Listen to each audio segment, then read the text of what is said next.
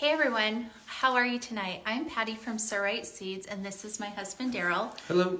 And tonight we are going to talk about starting seeds and cover some basic tips and information and answer your questions. And if you have some questions, go ahead and type those in, and we will get to them. So we have been gardening for a long time, and especially Daryl has been gardening, and he is kind of like my walking encyclopedia to answer all of your questions. I don't know about that. So one of the questions we had, Daryl, in the beginning was, which seeds need to be started indoors versus which seeds need to be started outdoors? Yeah, here in our garden, we like to start pretty much everything that we can indoors. It just is better because you have a controlled environment, and the wind and the hot sun and the cold temperatures and the animals won't attack your little seedlings. And so, there's some things that pretty much have to be started indoors depending on where you live and the kind of climate you're in. Like if you try to start tomatoes outdoors or peppers outdoors after it's warm enough, probably not going to get a tomato. My goal is always to get tomatoes by June 11th, which is my birthday. And so that means we start them early and grow them big inside and then get them out there. There are some crops, though, that really do best started outside, mostly those that are tender about being transplanted and they don't like their roots disturbed. And so on those, it's better to start in the garden. So, beans, carrots are a great one. That little taproot that goes down for a baby carrot seedling, if you break that, then that's the end of your carrot. I mean, that's how big your carrot's going to be. So carrots are best started by seed. What else? What are your favorite ones to start by seed? Well, we always start our pumpkins, just direct sow those outside when it's warm. Yeah. Because typically you're not going to want pumpkins until maybe middle of September, October. So we wait and start those, into June, well into June. Watermelon, we've done both ways. So why don't you explain that? Well, if you do start watermelon on the inside, you really can only hold them there for 2-3 weeks at most because they don't like to be crunched up in the seeding tray, and so it's good to get those out. And it basically is sixes. You can start them in the garden or start them indoors, and it works equally well either way. Okay. So what are some of the supplies that you need to start indoors? And maybe we could talk about the essential and then would be nice. Yeah. Well, it boils down to really two things for essential. You need light, and you don't really need a fancy grow light. Light is light, and any light will work well. A lot of people try to start seeds in the windowsill, and for most windowsills, that's just not going to be enough. And you can tell if you don't have enough light because the seedlings get really long, and they're not likely to do well out in the garden if they're long and leggy like that.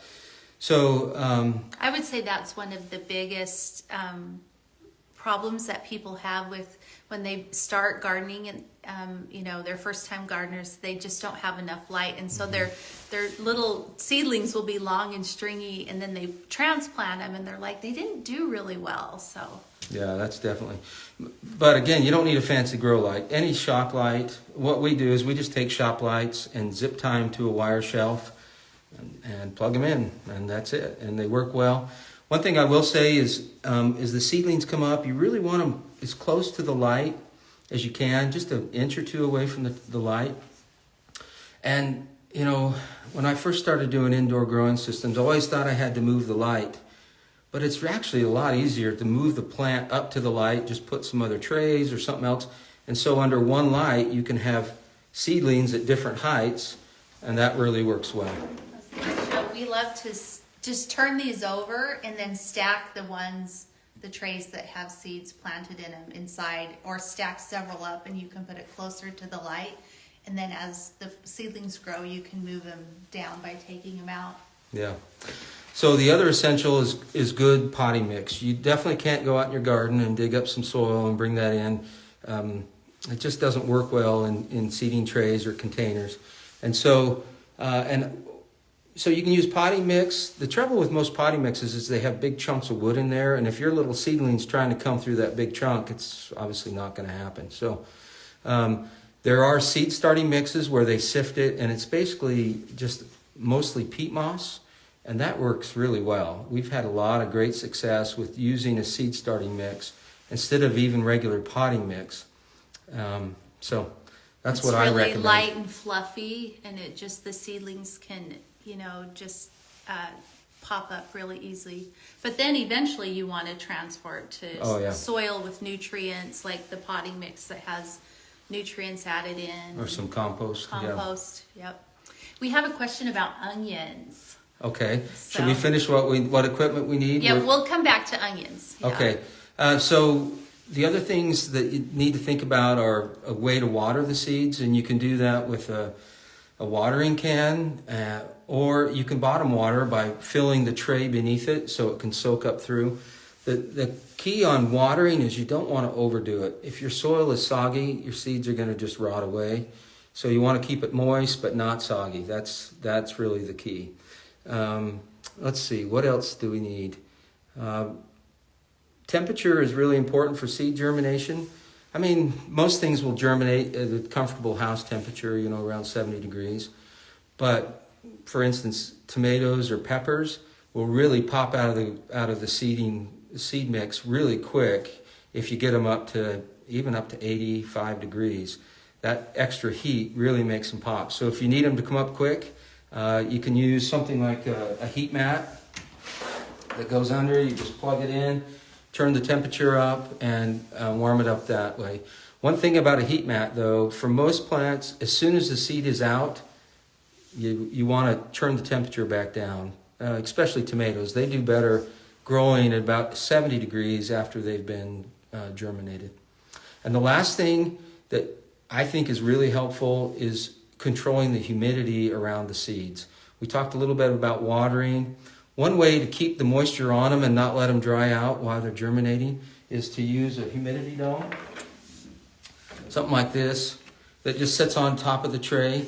And that really keeps the moisture in and around the seed without it being soggy. But one thing to also know about that is as soon as they start coming up, you want to take that humidity dome off, because if you leave it on too long, you could get some mold or, that might kill your little seedlings if that environment stays that wet. Okay, those are some great tips on what you need. So you talked a lot about the soil, the difference between a starting mix and a potting mix. Was there anything else that you wanted to add to that? Only that you need to fertilize. So a seed has enough energy in it, assuming you don't bury it too deep, to push itself up out of the soil. But if you're using a seed starting mix, there's really no nutrition in there for the seedling. And so what we do is we use a very dilute, like Miracle Grow or another water-soluble fertilizer that we can mix in the water every time we water. And that seems to work really well and keep the seedlings moving in the right direction and give them some nutrition. Dilute it down. One thing I was thinking about while you were talking, Daryl, is pointing out that it's important to know the needs of your seeds. Like, all seeds are different, the different varieties. Like, some need the warmer temperatures, some need cooler temperatures. Some do well, seedlings do well transplanted. It kind of stimulates the roots, but then others, seedlings don't like the roots to be disturbed at all. So one thing that's important is just to really read the back of the packets and just kind of know what that variety needs. And I think that will guide you as well to having more success and not treating them like they're all the same.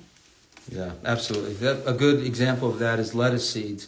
If you get over about 75 degrees in the soil, lettuce seed won't germinate. It really likes more in the 45 to 50 degree range, whereas a tomato, you could sit there and wait for it to come up in 3 weeks, 4 weeks at that temperature, and it may never come up. So temperature makes a big difference. Okay. Another question is, when should I start seeds? Oh, yeah. That's a good one. Yeah. You want me to take it?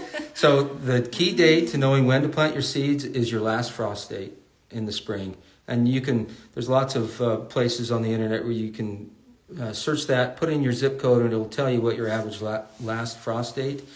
And then on the back of the packets, there's information about how many weeks before that frost date you should begin to start your seeds, and when it would be a good time to set them out.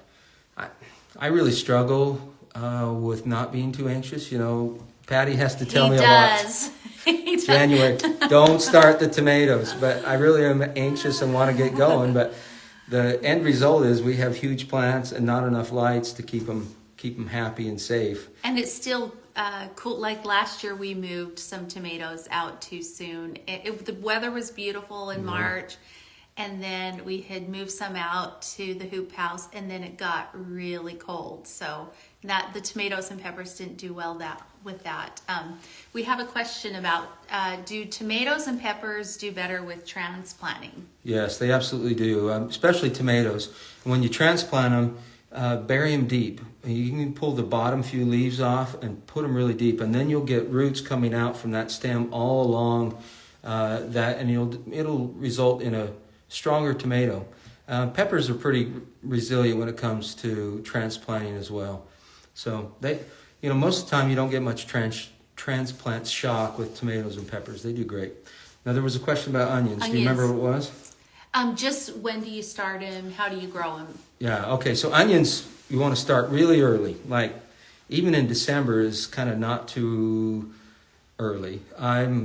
Here we are in January, and I haven't got mine started yet, and I'm feeling anxious about it because they take a good long while to get up to a large enough seedling to go out in the garden. They're kind of slow getting started that way.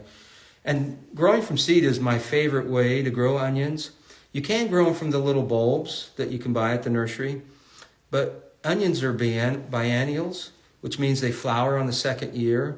And because those bulbs have already grown for 1 year and they're small, I find a high percentage of them, instead of putting on a bulb, go right to flower. And obviously if you start from seed, that just doesn't happen. So that's the answer on onions. And you can grow them in a really tight little tray, and they'll do great. And then just break them up, and you can get them out early, well before the last frost. As soon as you can get out there and work the soil, onions are very frost hardy, so you can get them out that early too. Okay, great information on onions. I know, so we live in zone 6B. We're kind of in the heart of the Midwest, and so our last frost date is typically around April 18th. Mm-hmm. And so that's kind of where we're at. I know we have lots of gardening friends in California, and their last frost day in the northern part is like in February. So they have they're starting things. I know. They're starting things right now. Our next question is about how do I get the best germination? And this is a really important topic. Yeah. Okay, so we already talked about the soil mixture that you're using. That's super important. And there's a tendency to bury seeds too deep. And remember that whatever's in that seed is all the energy it's going to have to get up and poke its head up through the soil. So don't bury it too deep. In fact, some seeds do better if you just put them on the top and press them in and keep them wet. And the humidity dome really helps keep them wet if those are the kind of seeds. And those are usually the really tiny seeds that need, and they also need some light to germinate as well. And so there's a tendency to bury things too deep. We've got, on the back of the packets, we've got the suggested, I don't know if you can see that, the suggested depth of planting. And it's important to follow that. So that's key number one, is don't plant them too deep. And then, as we talked about, control the temperature and get them to the right temperature, and they usually will pop up pretty quickly. Okay, good. And some seedlings need a cold stratification period in the refrigerator. So do you want to give a quick explanation on that? Yeah, you're really trying to mimic Mother Nature. Seeds are on the plant in the fall, and they fall down into the soil, and they sit there in the cold, wet soil over winter, and then that softens them up, gets them ready, and then in the spring, as soon as it turns warm, then they start growing. So to mimic that, you take, for seeds that need it, like lavender, You take a wet paper towel, put the seeds on it, put that in a Ziploc bag so it'll stay nice and wet, and just put it in your fridge, and then forget about it for 4 weeks, 3 or 4 weeks. And then when you bring it out, it's like those seeds have experienced winter, and they're ready to, as soon as you warm them up, they'll start sprouting. Okay, awesome. And we've discovered that a nice warm little spot in our house is in the furnace room. I don't know if you mentioned that. I didn't. But it's warm and cozy in there, and it's a warmer temperature than the rest of the house, and it's a great place to germinate. So yeah, we do. We've had a grow station down by the furnace for a lot of years. You also can put one by the heat register or on top of the fridge. The fridge pumps all that heat out. So those are some other good places that work well to get temperatures up. Okay, we have a question about growing tomatoes and basil together to help with hornworms. I know that's a good companion planting suggestion. I was actually just talking to Sarah today, one of our employees, and I have actually never done that. I've always kind of thought, well, those tomatoes are so huge, they'll just totally take over the basil. But she was telling me that just last year, she grew them as companion plants and had great success. She was telling me that the tomatoes tasted better and the basil tasted better. So I don't know. She didn't mention anything about hornworms. There's some other plants that you can plant as companions that have some deterrents, like marigolds and even lavender to some extent. But hornworms are a tough one. You definitely want to keep your eye out for them. The good thing is there's usually not many, and they're big, and so you can get them off before they do too much damage. Okay, awesome. There's another question which is about borage being a good companion planting to tomatoes. Oh, I haven't heard of that one. Which I've heard good things about planting borage. And so I say try it and see, how it does. I love to have borage. I had it in our flower farm this last year, and it was a great place to be mixed in with all the flowers as well. Okay, let's see. Our next question is about why do my seedlings keep dying? I can grow seeds, but the seedlings are tricky. Yeah, well, usually it's a cause of damping off, which is, I think it's a mold or a fungus that grows in the potting mix if you keep it too wet. And it basically, you'll know that's the case if your seedlings grow up and then right at where they touch the soil, that stem just starts to shrink and shrivel up, and then they flop over and they're dead. And that's super disappointing when the babies die like that. So that's one issue. The other is watering. We've lost more than one tray of beautiful seedlings and plants to forgetting we're just not great about it, about watering all the time. And so you can set an alarm. You can have a tray of water that you just let them sit in for a few hours and get really good and soaked. But one thing I've noticed is that your seedlings, now that you have a little plant growing, it's actually using more water than when you're trying to get the seedlings to germinate.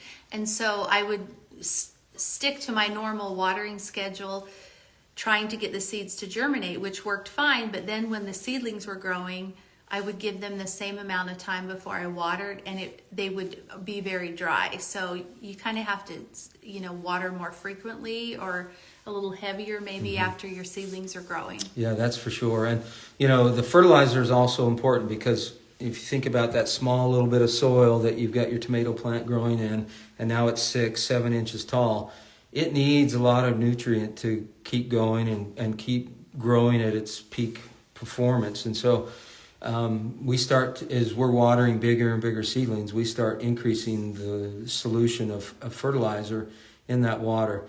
It really does make a huge difference if you feed them. Okay, and did you mention, at transplanting the seedlings to a larger container so that they have more soil? I haven't yet, but especially for tomatoes. Space is an important aspect of tomato plant doing, or any seedling doing well. So you want to, most of the time we use these these sort of seedling trays that have 6, this is 2 together, have 6, and if you get a few plants in each one, because, it's hard to pull up the little babies and kill them, then it's good to get them out. If they like to be transplanted, it's good to get them out, break them up, get them into larger pots. Let's see. Oh, so I just recently started some lavender for next year.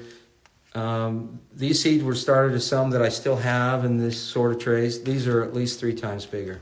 So that just gives you this indication what can happen if you give the plant plenty of food and space and water and plenty of light. They'll really start growing and do great. So that's a pretty big difference for seedlings that were started at the same time. Yeah. Yeah, that's amazing. We have a question about cosmos flowers, which I love Yeah. cosmos. They're so pretty. And one of my favorite things about them is that I have to have a packet right here. I love this variety. They're like each a little shell, each petal. They reseed themselves and just pop up all over my garden, which is always a fun surprise. So that's one thing I like about them. They are great. Cosmos are a tall plant. They can get 3 or 5 feet tall, and they're big and just covered in blossoms. They are quite the plant. So, but you can definitely start them inside. They are quick enough that you could just start them outside and in the spring. But we generally do it inside. Like I say, if we can do it inside, we do. And you just wouldn't want to hold them past 4 weeks or so, because they're going to really get big and outgrow pretty much any container you could put them in. Okay. I think we had a question about how to keep stuff warm in a greenhouse. Yes, yeah. Yeah, that's tricky. We, like Patty was mentioning, we lost a bunch of plants because I put them out in the hoop house, and I had them covered, so you can put a row cover over them. That definitely helps. That is another layer of protection. Maybe explain what a row cover is for those that don't know. Oh, okay. It's like a cloth. It's kind of like a really thin, it was a white. Yeah, it's like it's some kind of woven fabric. You can get it at most garden centers or order it online. It's just called garden row cover, and it's super light and super inexpensive. And so you can put 2 or 3 layers of that on. It's great to have some sort of heat source. So you can do that with heating pads. If you have a small hobby greenhouse and you think the weather's going to dip below, and you'd wonder if your greenhouse is going to stay warm enough, if you have electricity near it, plug in one of those little heaters, put a row cover over top of it. Did I say plug in one of those row covers? Plug in one of those heaters and put a row cover over it and let it, that will help shelter it and keep it a little bit warm. There's a lot of things you can do to keep a greenhouse warm, including propane heaters or wood stoves. That's a big question, and we could spend a whole session like this just on how to keep greenhouses warm. Some people use a fresh compost pile that's composting and generating heat to warm up a greenhouse. But for short term, just trying to get your plants going early in the spring. You got to watch the weather really close and then provide some supplemental heat. A space heater is another option too, just to heat the whole greenhouse. You just got to keep it from going below 32. If you can do that, they may not like it, but they'll come back. Great, that's great information. Thank you for joining us tonight. We are here to help you be successful in the garden. You can find lots of information on our website, sowrightseeds.com, under Growers Library. And also here on Instagram, you can send in questions. We'll be happy to answer them. And stay tuned. We're going to be putting out some short little reels on starting seeds by variety. So we want to help you out. Take care. Have a good evening.